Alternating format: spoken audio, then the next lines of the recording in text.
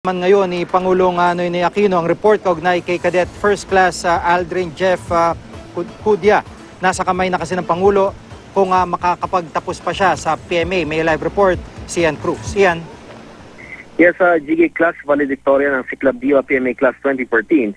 Ang anak ng magsasaka mula sa Albay na si Cadet George Leona, tubong Cagayan de Oro City naman at inspirasyon daw ang kanyang ama ng salutatorya na tanging babae sa top 10 ng klase na si Lisa Dango. Magkahalong kaba at saya raw ang nararamdaman nila sa pagtatapos sa araw ng linggo dahil sa wakas ay matutupad na nga nila ang misyong maglingkod sa bayan na tumulong sa kanilang pamilya. Pero sa likod nga ng tagumpay ay sumasagi pa rin daw sa isip nila ang na-administratively dismissed na mista nilang si Cadet First Class Aldrin Jeff Cudya.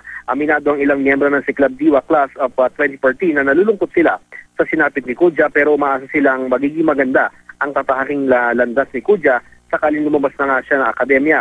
Ang top 3 at tubong kalinga ni si Cadet Billy Codjam, sinabing nirerespeto nila ang desisyon ni Cudya pero dagdag nito, kailangang sundin ang desisyon ng higher command. Nanindigan ng PMA na lumabag daw talaga sa honor code si Cudya kahit pa nga may mga lumabas na ulat na 8-1 ang unang resulta ng botohan.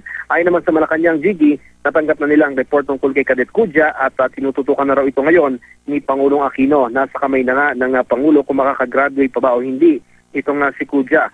Samantala, Jiggy, nagdaratingan na rin nga dito mismo sa Baguio City ang mga kaanak ng mga atlete.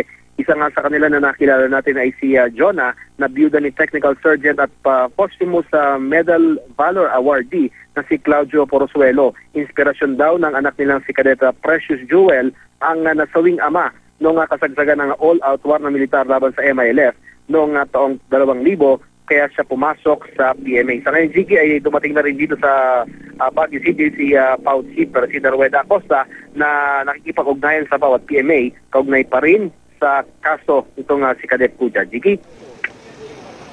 Maraming salamat, Ian Cruz.